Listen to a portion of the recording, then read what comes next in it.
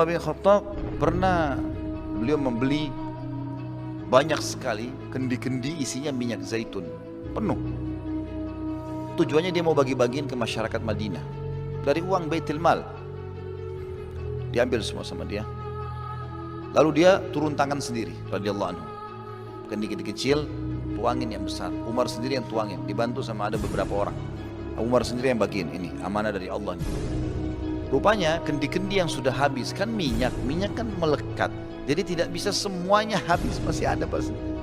Rupanya yang tinggal sedikit di dalam itu, di sebelah kirinya Umar ada anaknya masih kecil, anaknya Umar. Belum balik anak ini, masih kecil. Rupanya dia di sebelah Umar nggak perhatikan kendi-kendi yang sudah dianggap kosong tadi itu, karena masih ada tersisa, oleh anak Umar dicuil-cuilin, diambil minyaknya, ditaruh di rambutnya. Karena minyak zaitun juga bagus buat kulit, buat rambut ya. Saking banyaknya, karena sudah banyak kendi, kan satu kota Madinah dibagiin. Rambutnya anaknya Umar ini basah dengan minyak. Karena semuanya basah, dan karena basah, maka jadi rapi kelihatan. Anak itu tarik ke belakang jadi rapi rambutnya gitu kan. Setelah selesai, Umar balik mau ajak dia pulang. Dia bilang, apa yang membuatmu jadi indah begini? Kata Umar kepada anaknya, begitu riwayatnya. Apa yang membuatmu jadi Hasan? Hasan itu indah. Kenapa kau jadi begini? Dia bilang, ayah tadi saya ambil sisa-sisa minyak zaitun itu. Kan sudah tidak dipakai, mau dibuang, kata anaknya. Kata dia, wahai anakku, seluruh anak muslim sebenarnya berharap bisa lakukan seperti yang kau lakukan. Tapi karena kau anak Amir Mukminin, anak raja, maka anak-anak muslim yang lain cuma bisa tonton apa yang kau buat. Mereka juga berharap meletakkan minyak zaitun di rambutnya. Saya bagi-bagiin ini tujuannya untuk itu, supaya semua rumah muslim pakai buat rambutnya, buat kulitnya. Kenapa kau ambil sisanya tanpa izin? Ini bukan hak kita. Panggil tukang cukur, suruh cukur rambutnya. Nggak boleh ada syubhat. Di rambut anaknya digundul sama dia. Luar biasa. Dalam kisah lain dikatakan, pernah ada Umar bin Khattab jalan di pasar, ditemukan di penjual-penjual unta. Semua unta di Madinah standar ukurannya, ukuran berat badannya umum lah. Ada satu unta gemuk besar. Umar penasaran lihat. Umar tanya orang-orang situ, ini untanya siapa? Kata mereka, ini unta anak anda wahai Amirul Mukminin, punyanya Abdullah. Karena ada anaknya Umar namanya Abdullah bin Umar, perawi hadis yang masyhur. Ini untanya Abdullah. Kata Umar, Abdullah anaknya Umar? Mereka bilang iya. Panggil Abdullah. Hai Abdullah, apa yang menyebabkan untamu lebih gemuk dari unta yang lain? Ditanya anaknya. Kata Abdullah, saya tidak tahu, saya titipin saja. Maka Umar cari informasi, tanya, kenapa ini? Siapa yang urus untanya Abdullah? Maka rupanya di situ ada yang urus. Jadi Umar di zaman dulu, zaman Nabi SAW sampai zaman Khulafaur Rasyidin, ada unta pribadi, ada unta sedekah. Ada kuda pribadi, kuda sedekah. Ada juga kuda zakat, unta zakat, kambing peliharaan, kambing zakat, sedekah beda. Biasanya Nabi SAW buat peternakan sendiri untuk yang zakat-zakat sama sedekah ini. Nanti Nabi SAW ternakin kembali, karena kita kalau punya kambing atau kita punya unta, punya sapi, maka zakatnya hewan itu juga, tidak boleh duit. Ada takarannya, ada ukurannya. Kalau 40 ekor kambing dikeluarkan 1 ekor kambing, kalau unta 5 ekor dikeluarkan 1 ekor unta, kalau sapi 30 ekor, kalau tidak salah 1 ekor sapi. Begitulah. Maka ini banyak sekali zakat-zakat sedekahnya orang. Oleh Nabi SAW sampai diteruskan Khulafaur Rasyidin, Abu Bakar, Umar semuanya ditaruh di satu kandang gitu loh. Ini kan karena zakat. Jadi memang perawatannya pakai uang negara, sehingga unta-untanya lebih sehat daripada orang pribadi. Pribadi nggak bisa biayai seperti pemerintah biaya, seperti itulah kurang lebih. Khusus untanya Abdullah bin Umar ini, itu kalau lagi lewat orang tahu ini untanya Abdullah bin Umar. Mirip kalau kita anak pejabat mobilnya lewat, orang tahu ini mobilnya si fulan. Rupanya untanya Abdullah bin Umar ini suka masuk nyelonong ke peternakannya zakat ini, hewan zakat. Jadi makannya lebih banyak. Begitu luar biasa. Dan itu ketahuan oleh Umar. Langsung kata Umar apa? Oh, gara-gara kamu anaknya Amir Mukminin, sehingga untamu nyelonong masuk ke sana nggak ditegur. Ambil unta itu, jual. Disuruh jual, uangnya masukkan Baitul Mal. Nggak ada lagi punya Muhammad Abdullah. Dia gemuk bukan karena kamu ini, karena makanan orang. Nggak boleh. Luar biasa mereka jaga. Terbentuk pribadi ini dengan keyakinan itu loh. Padahal Umar zaman dulu nggak kayak kita loh sekarang, teman-teman. Sekarang kita teknologi, ini handphone, ini apa yang tidak ada di sini.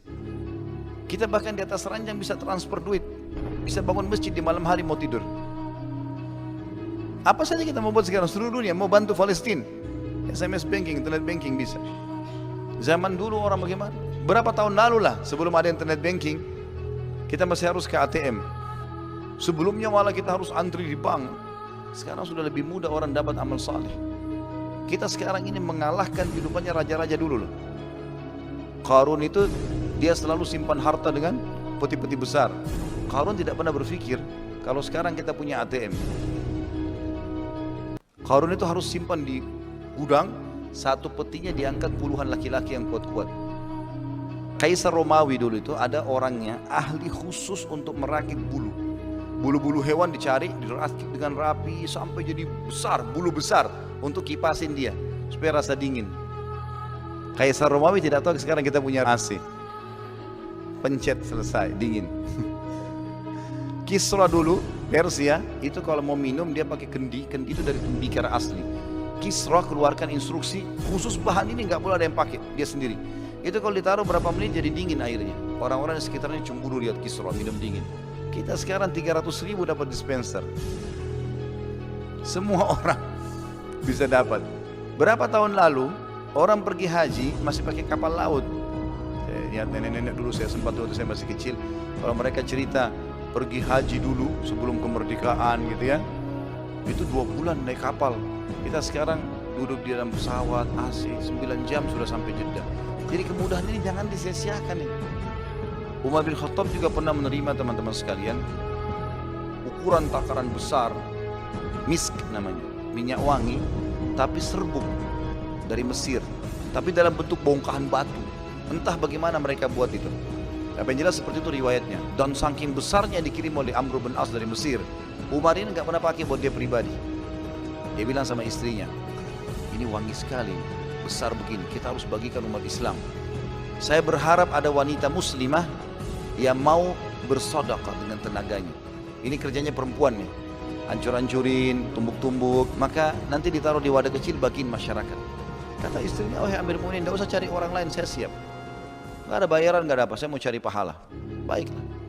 Umar pergi aktivitas urusan pemerintahan, malam baru pulang ke rumah. Seperti biasa laki-laki mungkin aktif maka pulang. Malam istri saya bilang, alhamdulillah sudah selesai tugas saya tadi. Masya Allah kata Umar, bagus sekali, mudah-mudahan jadi pahala. Begitu Umar mendekat, Umar cium bau wangi itu di istrinya.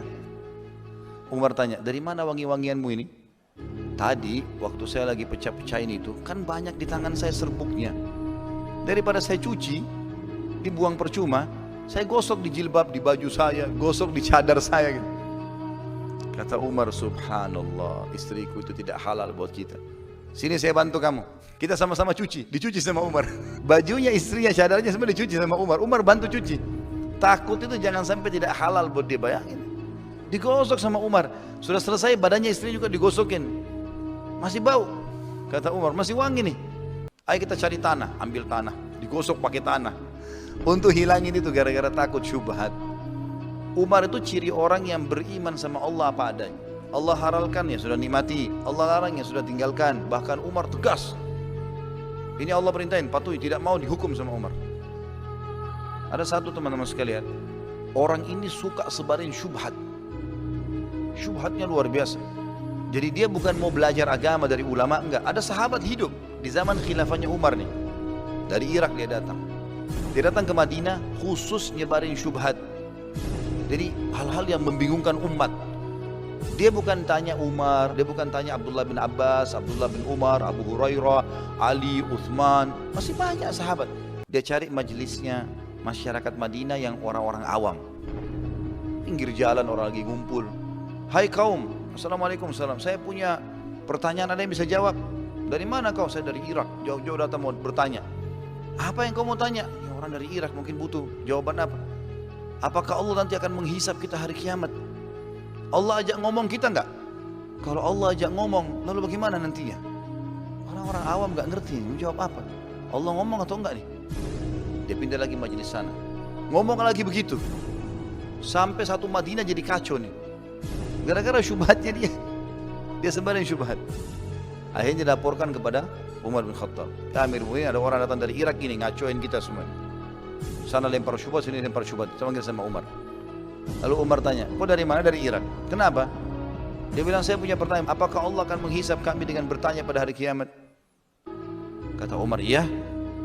Allah akan berbicara dengan kemahamuliaannya dan kesempurnaannya. Allah akan bertanya dan menjawab. Allah akan bertanya dan mendengar jawaban hambanya dengan bahasa apa saja.